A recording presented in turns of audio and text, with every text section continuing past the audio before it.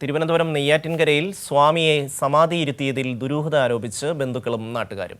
ആറുവിളാകം സ്വദേശി ഗോപൻ സ്വാമി മരിച്ചതോടെ മകനും പൂജാരിയും ചേർന്ന് മണ്ഡപം കെട്ടി അടക്കി. സമാധിയായെന്ന് വരുത്തി തീർക്കാൻ ശ്രമമെന്ന് പരാതി വന്നതോടെ മൃതദേഹം പുറത്തെടുത്ത് പോസ്റ്റ്മോർട്ടം ചെയ്യാനാണ് പോലീസിന്റെ നീക്കം. കാവുവിളാകം കൈലാസനാഥ ക്ഷേത്രത്തിലെ ആചാര്യഗുരു എന്നറിയപ്പെടുന്ന ഗോപൻ സ്വാമിയെയാണ് സമാധിയിരുത്തിയത്. ഇന്നലെ മരിച്ചതിന് പിന്നാലെ മണ്ഡപമുണ്ടാക്കി അതിനുള്ളിൽ മൃതദേഹം വെച്ച് സ്ലാബ് കൊണ്ട് മൂടിയെന്നാണ് മകനും ക്ഷേത്രത്തിലെ പൂജാരിയും പോലീസിനോട് പറഞ്ഞത്. സമാധിയായി എന്ന പോസ്റ്റർ കണ്ടപ്പോഴാണ് ബന്ധുക്കളും നാട്ടുകാരും വിവരമറിഞ്ഞത്. മരിച്ചതറിയിക്കാതെ മൃതദേഹം മറവ് ചെയ്തതിൽ നാട്ടുകാർ ദുരൂഹത ആരോപിച്ചു. ഇവിടുന്ന് രാവിലെ ഞാൻ കടവറക്കണ്ട പേപ്പറാണ് ഒരു ഫ്ലക്സ് ഒട്ടിച്ചിരിക്കുന്നത്, പേപ്പർ ഒട്ടിച്ചിരിക്കുന്നത് ഇങ്ങനെ സമാധിയായെന്ന്. പക്ഷേ ഇതിൽ ഞങ്ങൾക്കൊക്കെ സംശയമുണ്ട്, എന്താണെന്ന് ഒരു പിടിയില്ല.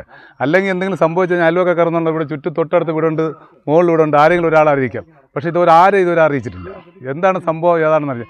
പരാതിക്ക് പിന്നാലെ നെയ്യാറ്റിൻകര പോലീസ് സ്ഥലത്തെത്തി പരിശോധന നടത്തി. മണ്ഡപം പൂട്ടിയ ശേഷം കാവൽ ഏർപ്പെടുത്തിയിട്ടുണ്ട്. മകന്റെയും പൂജാരിയുടെയും മൊഴി പോലീസ് ശേഖരിച്ചു. RDOയുടെ നിർദ്ദേശത്തിന് ശേഷമായിരിക്കും തുടർ നടപടികൾ. കേസിൽ ദുരൂഹത ആരോപിച്ചതിനാൽ നടപടികൾ പൂർത്തിയാക്കി മൃതദേഹം പുറത്തെടുത്ത് പോസ്റ്റ്മോർട്ടം നടത്തും. ഇതിനുള്ള നീക്കം തുടങ്ങിയതായി നെയ്യാറ്റിൻകര പോലീസ് അറിയിച്ചു. കൈരളി ന്യൂസ്, തിരുവനന്തപുരം.